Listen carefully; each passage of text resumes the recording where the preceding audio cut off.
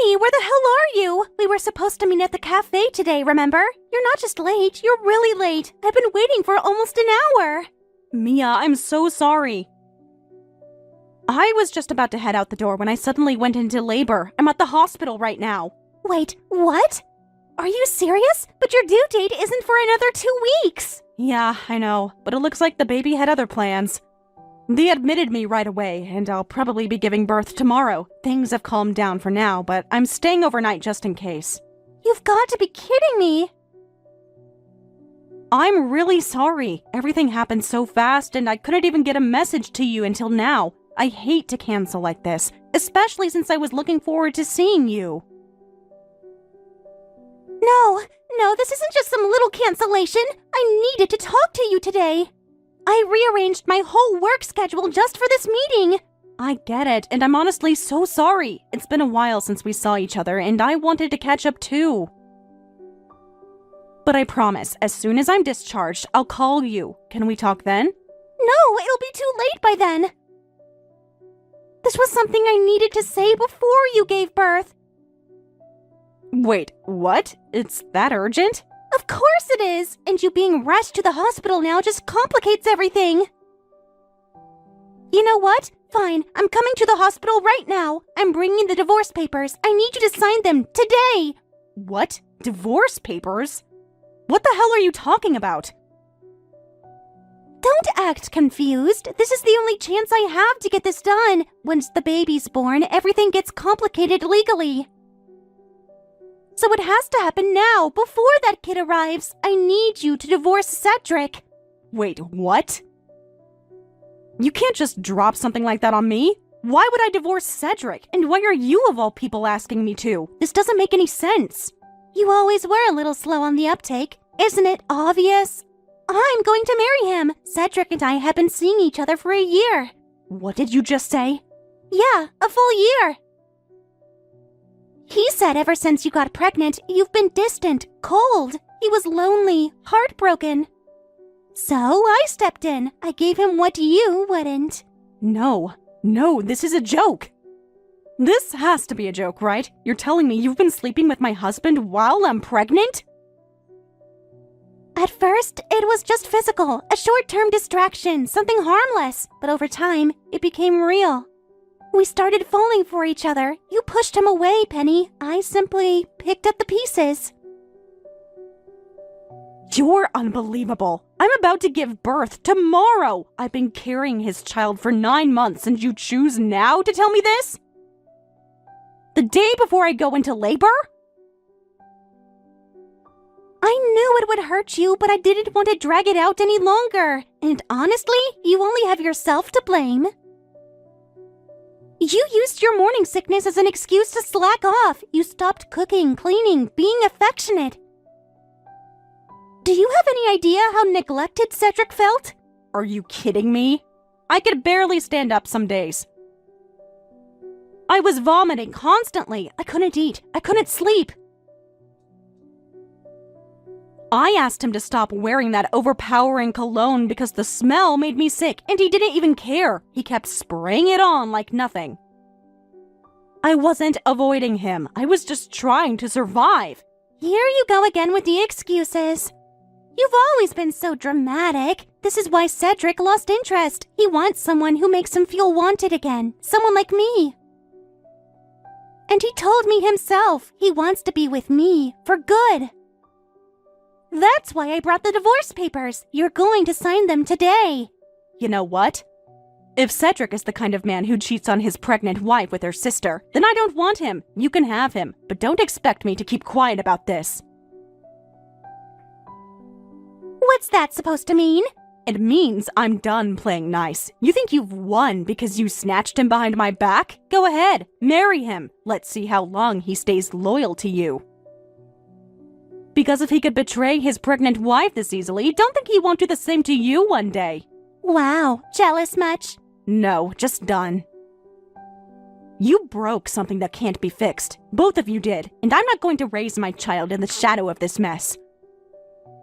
You want a signature? Fine, I'll give you one. But not because you won, because I'm walking away. Penny. Save it. I'll be a single mother, and I'll be damn good at it. My child will grow up knowing the truth, and I'll make sure they never have to rely on liars like you or Cedric. You'll regret this. You can't raise a child alone. You're not strong enough. Watch me, and when you're stuck with a man who cheats, lies, and gaslights, don't come crying to me. You chose this. You both did. Now live with it. You're being emotional. You'll calm down later. No, I've never been clearer. Enjoy your fairy tale. I'll be busy building a real life, one that doesn't revolve around betrayal.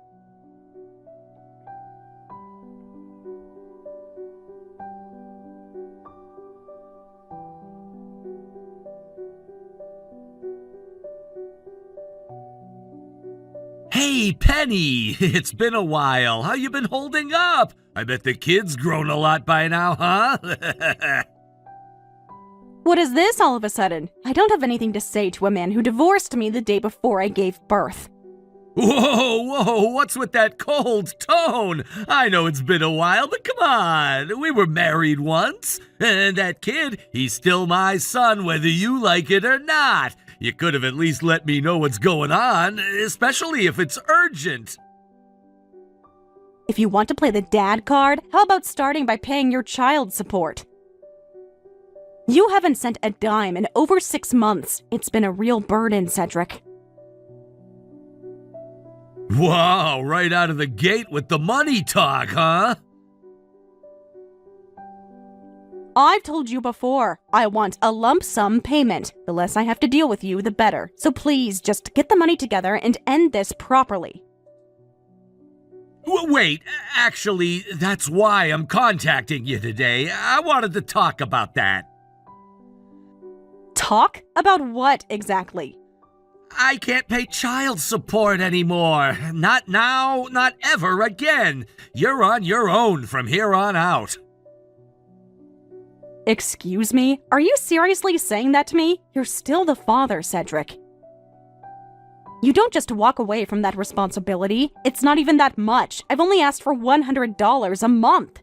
And I'm telling you, even that is impossible now. I'm completely tapped out. Everything I make is going into Mia's care. Mia's care? What are you talking about? Your sister, well, I guess technically your former sister, she had a major accident about 6 months ago. She's bedridden now, completely immobile. Wait, what? You mean she can't move her arms or legs? Is there any chance she'll recover? With therapy or something?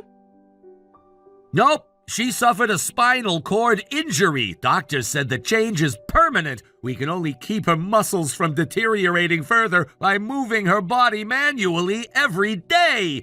But she'll never walk again. She can't even sit up on her own.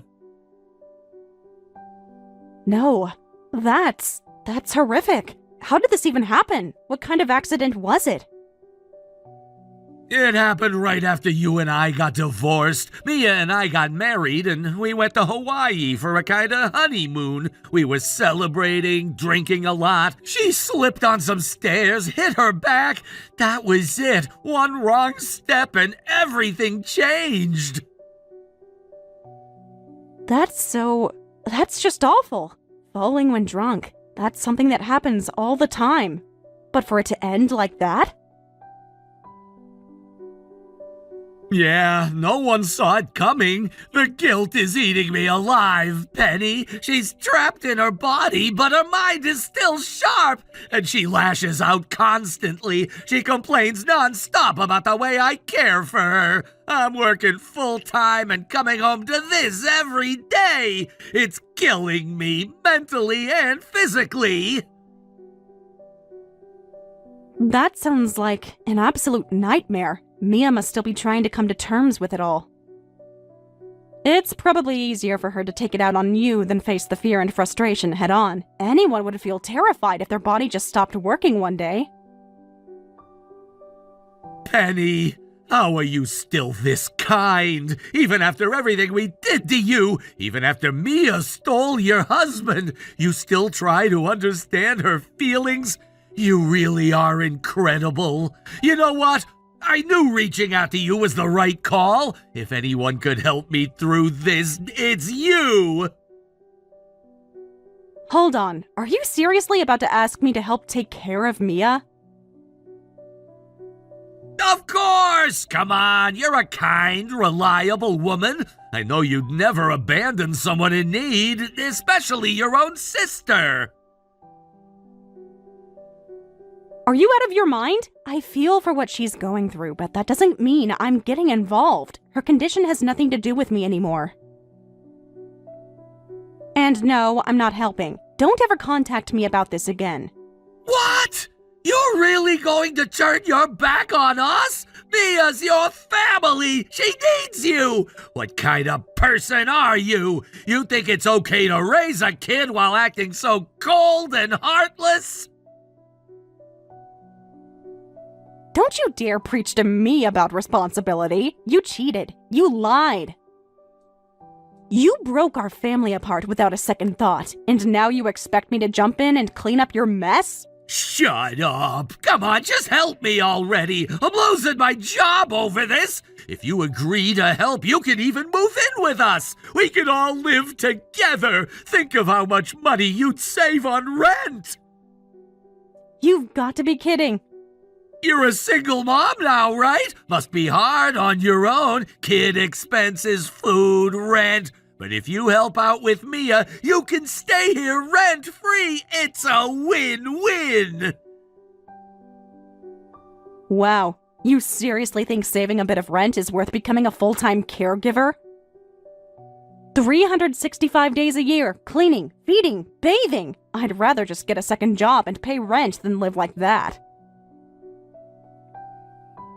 But think of the child! This kind of environment would be so educational! Being around someone with disabilities from a young age would teach compassion, empathy. Our kid could grow up to be a gentle, thoughtful caregiver!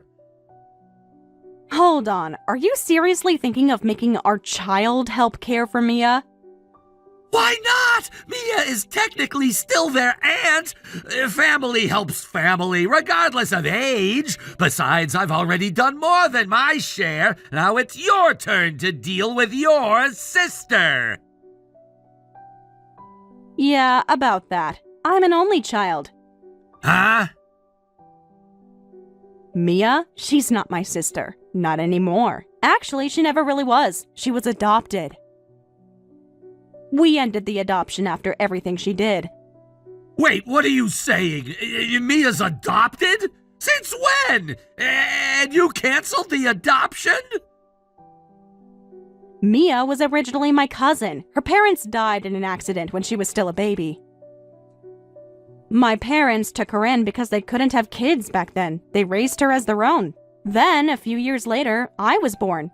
Holy crap! We grew up like sisters, sure. My parents never treated her any differently. But after she slept with you, my husband, and then married you, they were done. They said if you're going to marry your sister's husband, we're dissolving the adoption. They really did that? Yep, and Mia didn't even hesitate. She chose you over them. Said something like, "I'll always be grateful, but I'd rather marry the man I love." So, she really has no legal ties to you anymore? That's right. I'm an only child. Mia isn't my sister. She's just some woman who betrayed me and destroyed my family. I don't owe her a damn thing, so stop trying to guilt-trip me into caregiving. You two made your bed, now lie in it. No way! No one ever told me any of this! I thought you were just being bitter! But she's really not your family anymore? Then who do I even turn to now? That's your problem, not mine. And if Mia can still talk, then maybe you two should talk. You're husband and wife now. Figure it out together, just like you chose to.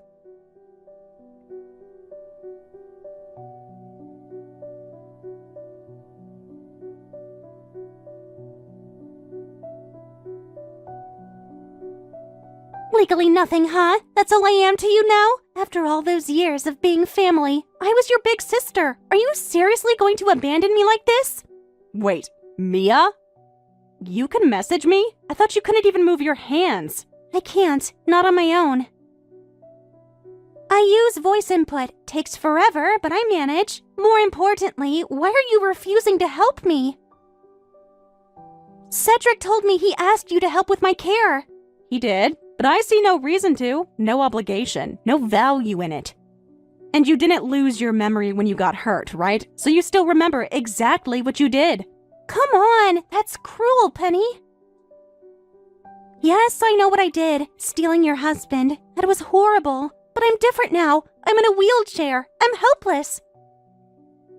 Don't you feel even a little sorry for me? I feel sorry for what happened, sure. No one deserves to live like that. But do I care? Not really. Because I've lived through hell too, Mia. You wrecked my marriage. You shattered my family. And now I'm a single mother trying to survive.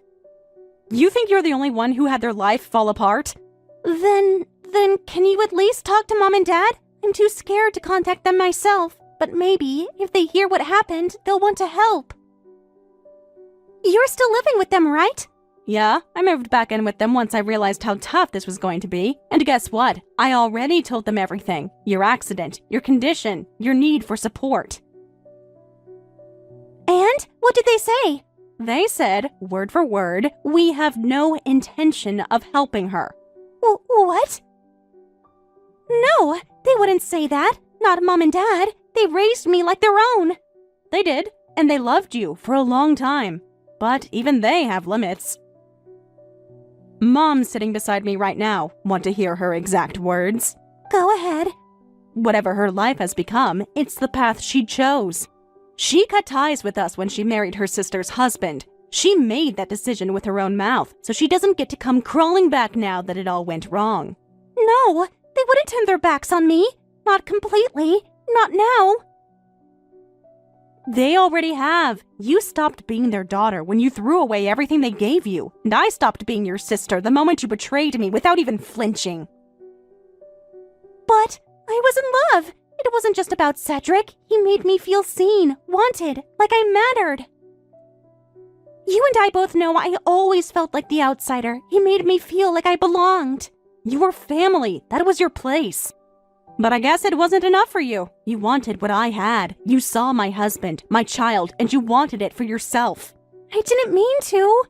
I didn't plan to take him. It just happened. We connected. I know it sounds awful, but love doesn't always make sense. No, it doesn't. But consequences always do. And now you're living with yours. Don't look to me to save you from it. You really hate me that much? I don't know what I feel anymore, but if you want honesty, I don't pity you. You made your choice. You picked Cedric over this family, over me, even when Mom and Dad told you they'd cut ties. You still walked away with that smug little smile. That's not fair. I was just trying to be happy. You destroyed my happiness for your own. And now that yours has crumbled, you want me to help you rebuild. You want to lean on the sister you tossed aside. I'm still your sister, Penny. That doesn't change. No, Mia, you were my sister. But here's the part you clearly forgot. You're adopted.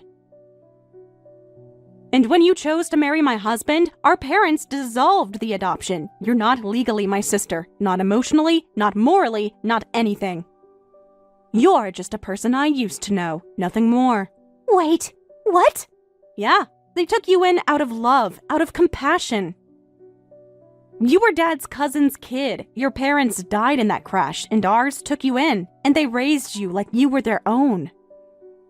They gave you everything, and when they begged you to not marry the man who shattered their biological daughter's life, you said, and I quote, "I'm grateful for all you've done, but my happiness matters more."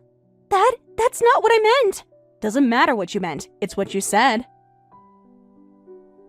And now, when everything's fallen apart, you expect those same people to forgive and forget? I didn't know they actually dissolved the adoption. Well, they did. Legally, you're no longer part of this family, so no, I won't help. No, I won't speak to doctors or caretakers or whatever Team Cedric can't handle. And no, I won't explain this to your neighbors or do your errands or help bathe you. You chose your path, Mia. Now walk it. Oh, wait. You can't. You're cold. Maybe.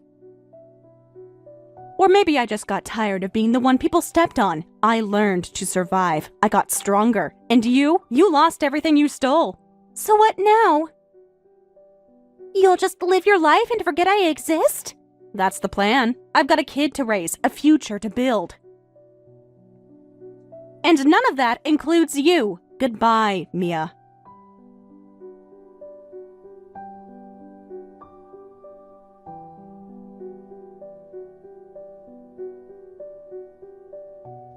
Please, Penny, I'm begging you. I can't do this anymore. I'm at my limit. I can't work overtime because of all the caregiving. They just removed me from the main project. Do you get what that means for my career? And Mia keeps calling me during work hours, demanding I come home and take her to the toilet. Every day is exhausting. I'm drowning. Then maybe you should start using some welfare services. If you keep trying to do everything by yourself, you're going to collapse. You think I haven't looked into that? I want to use them, of course I do, but they aren't free, and the more I rely on them, the more they cost. If you helped out, all of this would be fixed. That's not my problem. I've got my own job and my own life. I don't have the time to be someone else's full-time caregiver, especially not for Mia. Then tell me how much you're earning. I'll pay whatever you make. If I cover your salary, then you'll help take care of Mia, right? You're offering to hire me as a caregiver? Why not? You're a single mom. Your paycheck can't be that big. What, maybe $1,500 a month? That's doable. I'll pay that. You can move in, take care of Mia, and maybe help around the house a little. That's not a bad deal, right? So, let me get this straight. I go from working a job with regular hours to living in your house and working 24/7 doing personal care, housework, emotional labor, all for the same monthly wage? That sounds less like a job and more like a prison sentence. Stop complaining. You'd be getting paid just to stay at home. Plus, you wouldn't be paying rent anymore. You really wouldn't be losing anything. No rent, more time with my kid. I guess if you really think about it, that could be appealing. Exactly, it's a win-win! Finally, you're being reasonable! In that case, I'll be expecting $4,000 a month, same as my current salary. Wait, what? You make that much? Surprised? I went back to work right after giving birth, thanks to my parents supporting me. I pushed myself harder than I ever thought I could. I kept climbing, getting promoted, proving my worth every single day. And now, I've earned this salary. Oh, and this summer's bonus, that's another $12,000. I assume you'll be matching that too? Are you kidding me? There's no way I can pay you that much! Do you think I'm made of money? Then I guess this negotiation is over. Good luck handling it all by yourself. You're serious? You're just gonna walk away? You walked away first, Cedric. You made your choice when you left me for my sister. You threw away our marriage, our family, and now you're mad that I'm not offering to rescue the wreckage you made? I didn't know things would turn out like this! None of us did, but here we are. You thought chasing your desires would lead to happiness, and now it's led you here. Stuck with a partner who can't move, a career slipping through your fingers, and no support. And suddenly you want me, the woman you betrayed, to fix it for you? No. I'm not asking for much, just help! You're still family! You stopped being my family when you made Mia your wife. You and she both burned that bridge.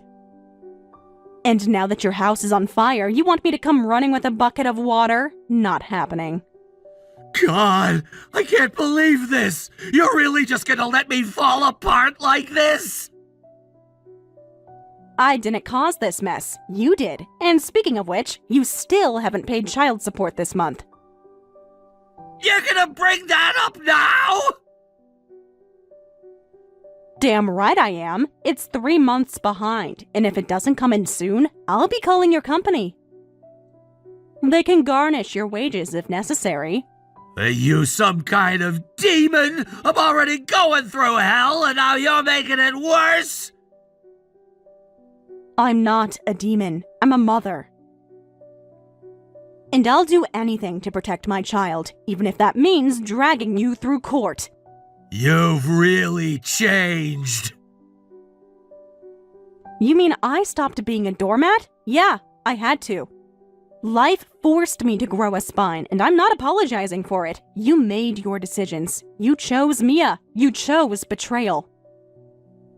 And now, you can choose to be a man and deal with the consequences. Or you can keep crying and hope someone else fixes it. But either way, it won't be me. So that's it? You're not even gonna think about helping? I did think about it, and I thought, hell no. You're not worth sacrificing my career, my child's peace, and my dignity. Not again. Never again.